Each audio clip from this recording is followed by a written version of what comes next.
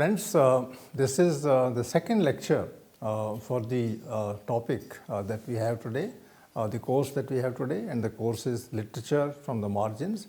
And in this lecture, we will take the points that were made in the previous one further, and there will be a kind of depth, and you can understand those points in relation to what you have been already told.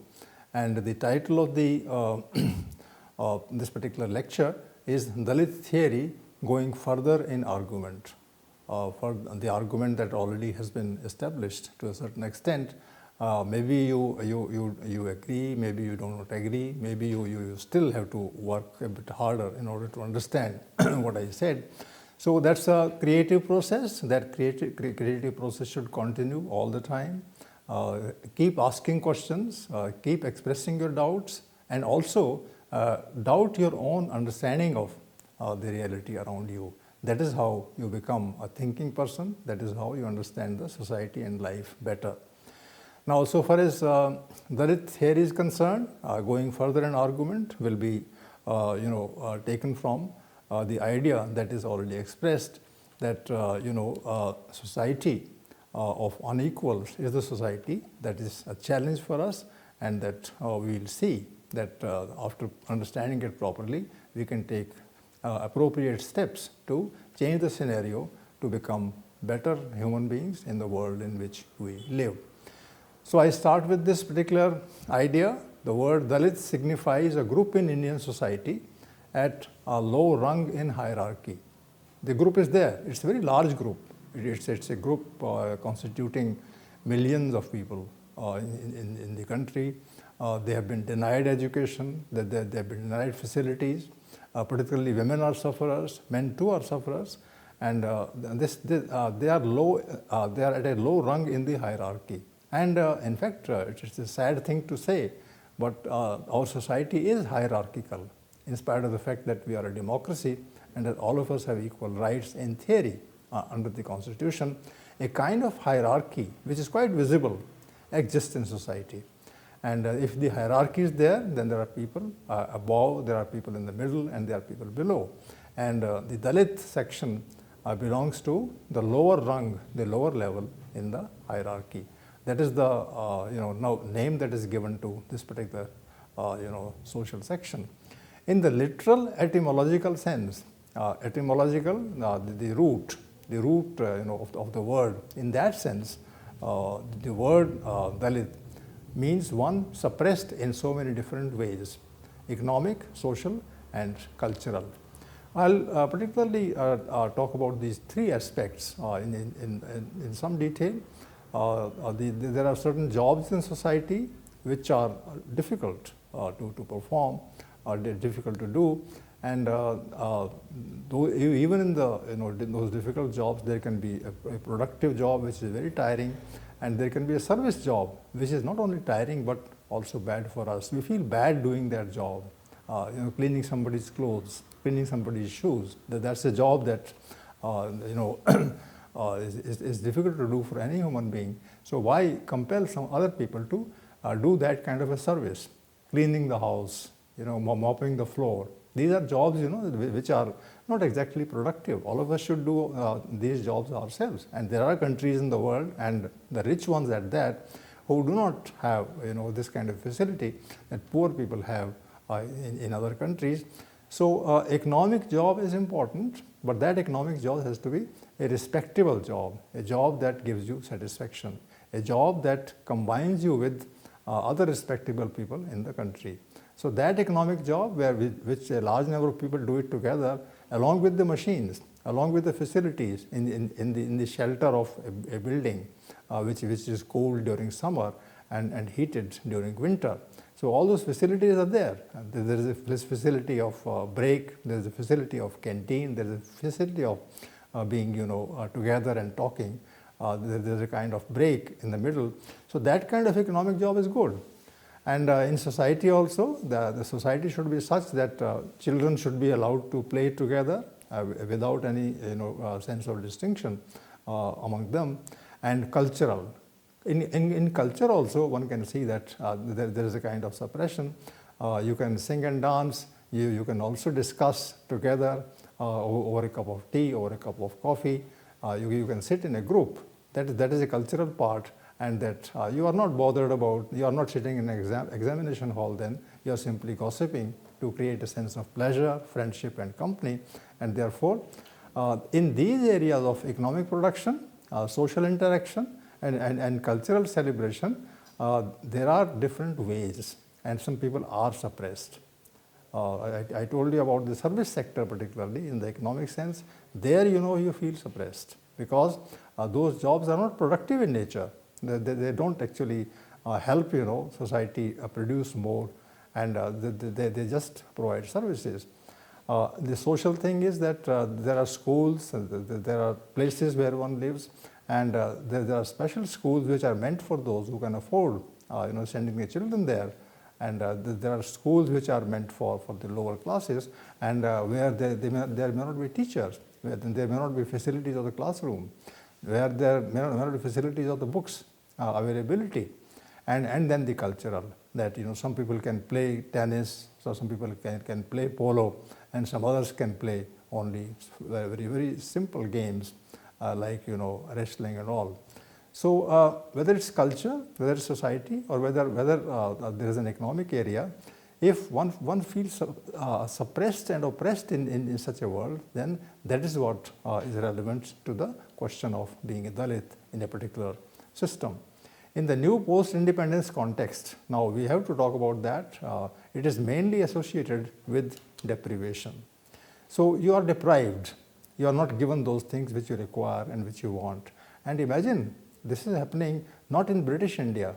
We were the slaves of the British. We were the colony of the British till 1947, and the Britishers came close to 200 years ago from somewhere. They came for trade, and they started ruling us directly or indirectly. Finally, they formed a government, British government.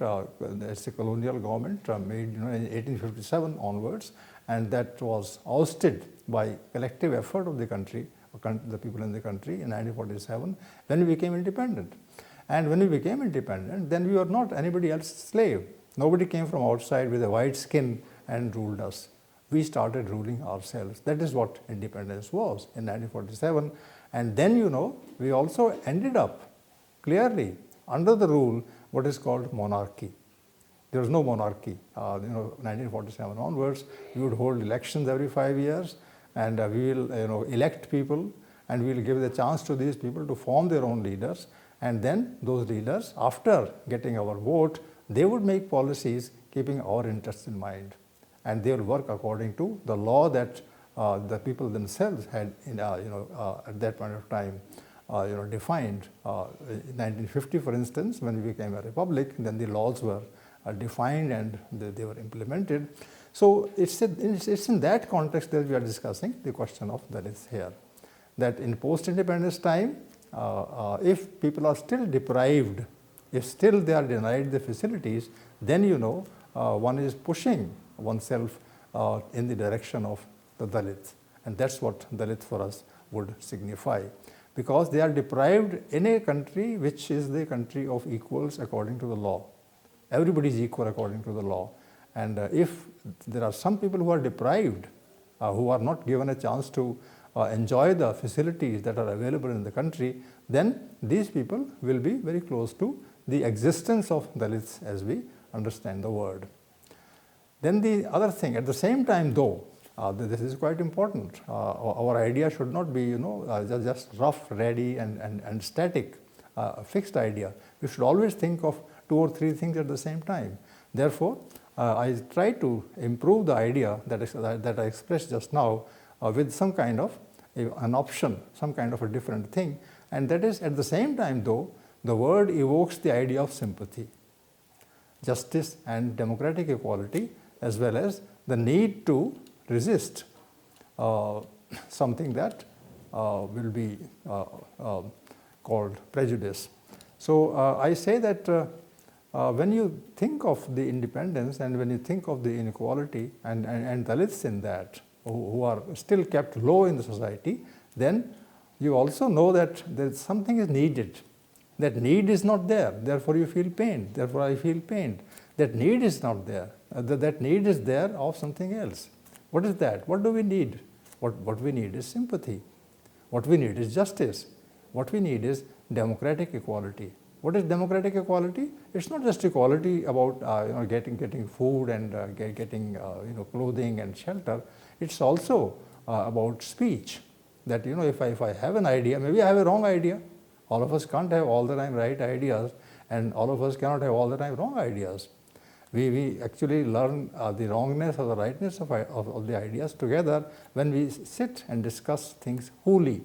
So that is what is called democratic equality. So equality we might have on a piece of paper in the constitution, but do we have democratic equality? Democratic equality means that if I differ with you, then I should be able to express my difference. If you differ with me, then you have the right to express your difference with me. And maybe I'm wrong, maybe you are wrong, but it doesn't matter. What matters is that even if it's wrong, I have the right to express what I think is right. If that doesn't happen, and all this is there inbuilt in the existence of Dalits, that if you know what a Dalit is or who a Dalit is, then you also know what is or who is not a Dalit. So one should not be a Dalit, one should be just an equal partner in the resources of the country. If that doesn't happen, if simply because you are named by a certain category, and therefore you don't at that time deserve, it means that it's a prejudice. Prejudice, the opinion formed beforehand. You have not seen the person and you say he is bad. That's a prejudice. You say that somebody who is black is bad. That's a prejudice. If somebody says somebody is white and he is good, it's a prejudice. So let's not have prejudice. Prejudice means the opinion made beforehand. The question is that there should be no prejudice at all. The mind should always remain open, and the mind should be guided by the intention and by the principle that somebody upholds. And therefore, if the word Dalit is mentioned, that very moment we become conscious about the bad things in life and the good things in life. So I say that it's always something painful to have a Dalit section in society, and that reality of the presence of the Dalits in society that tells us the opposite, that one should not be like that and one should be without a prejudice. So something which is wrong, if we know it's wrong, then of course we know why it is wrong, and we also know what is right. So I say that the presence of Dalits actually tells us about the disease that we have, and then we should find after the diagnosis, correct diagnosis, we should be able to cure ourselves of the disease. And what is the disease? The disease is inequality, and the disease is prejudice. So this is made clear. Indeed, a whole theory can be evolved on the basis of experience a Dalit individual or section might go through while being denied equality. So get that thing in mind, that the individual section might go through what is being denied equality, and that on this basis that experience can be actually evolved. So a writer can write a short story, a writer can write a poem, a writer can write a play in which the Dalit experience can be projected, and that is going to enhance our understanding of the world better, and therefore we can then face the challenges of writing this world, making this world right and just according to our own choices. Is there a peculiarity in being a Dalit? In answer, one might say that the prejudice of the peculiar kind does exist, a sad and unacceptable fact of life in India. So I talked about prejudice earlier, and now I say that the prejudice is not theoretical. It is of course in theory. We say that if one is born poor, then one is bad. If one is born rich, one is good. That kind of wrong idea is there. But then this is unacceptable. So we cannot call it unacceptable unless we understand. Now that we understand that this is not just, therefore we find it unacceptable. And this prejudice and this kind of a thing is a sad fact. It's an unacceptable thing. And today we can definitely think of issues in a different light than before. So I say rightly in that sense, the word denotes anger. If you are a Dalit, you are angry, because nobody would like to become oppressed. Nobody would like to be pressed and controlled. Nobody would like to be told that this is to be done against one's wishes. If he doesn't wish, then he should not do it, and he should argue about it. So the point, the right to argue, the point to change one's opinion, the point to disagree with another person, all this is something that denotes anger. And I am sure that in today's world, if one is a Dalit, then one is by definition an angry person, a dissatisfied person, a person who feels inconvenient, who feels bad, and who wants to change his fate. And changing his fate is not easy. There will be people who will get together against him and try to teach him a lesson. But then, if you are thinking of teaching a person a lesson in that negative sense, then the person also can finally come back and say, no, I will not take this thing for granted. So this is what anger is. So when the word Dalit is occurred, then of course straight away you think of an angry person. What's the theory or supposed rationale behind the use of Dalit in our context? I raised this question, and you have to think about it. Already I have partly answered this question, and there is some effort needed in order to make a correct answer to this. So you can just ask it yourself and think. You can take help from what I am going to say in the rest of the lecture, but then the question is raised that the rationale behind the use of Dalit is wrong or right. Some people say it's wrong. Why should we call somebody a Dalit? The other person can say, we can call him a Dalit because he is a Dalit. He is being suppressed. And if somebody is suppressed, what is wrong in calling that person suppressed? And then, I say that we have to admit that, India's caste system is at the root of Dalit phenomena. Would you agree with this? That there is a caste, a Brahmin caste, a Kshatriya caste, a Vaishya caste, and a Shudra caste, and that the caste system exists in the country, even though constitutionally this doesn't have the validity. So this question has to be posed by us. We are educated people. We live in a cultured society, and there's no place for the caste system. But if the caste system is actually operating in the middle of the educated people, then it's a phenomena that is supposed to be considered and supposed to be criticized. We have to admit then that India's caste system is at the root of the phenomena. The word stresses the need to grasp the truth of it and taking appropriate measures to right the wrong. That is important. You have to right the wrong, take appropriate measures. You cannot take it if you are blind. If I am blind, if I am not aware of what is going on around me, then it's a different thing. But if I have the capacity to think, if I have the capacity to read, if I have the capacity to disagree and prove my point, if I have the capacity to actually see my own mistakes and correct myself with the help of others, all these things suggest that finally I will be able to understand the phenomena, and then I will think of taking appropriate measures to right the wrong. The wrong is there in society. As I told you, in 1947, when the country becomes free, then it doesn't become free mentally. On that particular day, on the 15th of August 1947, we have become free. But have we actually become free? Is our mind free then? Are we then not afraid of the people who are mighty and powerful in society? Suppose there is a millionaire there and there is a poor person. The poor person will not feel free in the company of the one who is a millionaire. So economic inequality will definitely keep alive the difficulties in society. Our job therefore is to understand, that even though the country has become free, it is full of problems, and that those problems have to be now first understood and then corrected to the extent possible. The said need can be extended at that point of time to go further into the domain of knowledge, and that knowledge is to be understood in its totality. So it means a social movement going beyond reformism and assuming a political orientation. Now I'm talking about something very difficult at that point of time, that earlier we have had reform movements, that you are wrong, I'm wrong, and therefore I'm trying to reform society. But reforming means that the basic structure will remain the same and I'll just make some minor changes. That's not important.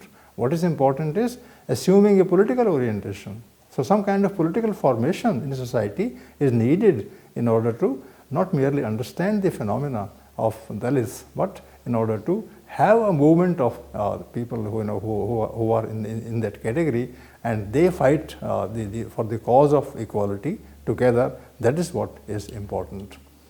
From here, the phenomena behind the theory of Dalit existence has been defined in the following manner by Dalit theorists such as, I name two people particularly, Bharat Patankar and Gail Omwet, and I'll actually read this quotation and comment on it, and with that the lecture will stop. It is said by these two scholars that exploited classes included the independent or tenant peasant cultivators, the untouchable field servants, and the artisans. Now they are talking about people, tenant peasant cultivators. They didn't own the land, they were peasants, they cultivated the land, and they became untouchable because they had to work with hands, and their hands would be soiled, and therefore if one touched them, then maybe some kind of infection was got. That's the idea. So they became untouchable field servants. And the artisan and other service workers, they were actually service workers. They were working with hands, and they were working for the benefit of society. Among these, the peasants, cultivators, and most of the artisans were defined as Shudras in terms of the Varna system. So these two thinkers, they talked about the Varna system, the caste system, and the Shudras. And those Shudras were there because they were providing service to the people. And it's a long process. I'll go into the system later in the context of my discussion. But I say that that the Varna system, while the field servants and the lowest or polluting artisan service workers defined as impure or untouchable. And this is the source that I get here. So I'm defining now in very clear terms that the people working with hands, the people working on the fields, people who are cultivating the land and raising crops, and that raising of crops is actually sustaining the entire society. And that others, who were doing other work, and they were actually menials, they were working with, they were artisans, and they were providing services. They should have been, in fact, treated as free and with that kind of right and power, and the equality would have given them dignity, and then we would not need call them untouchables or Dalits, but people like us, and who do that work, but they have the right, the same equal right than others.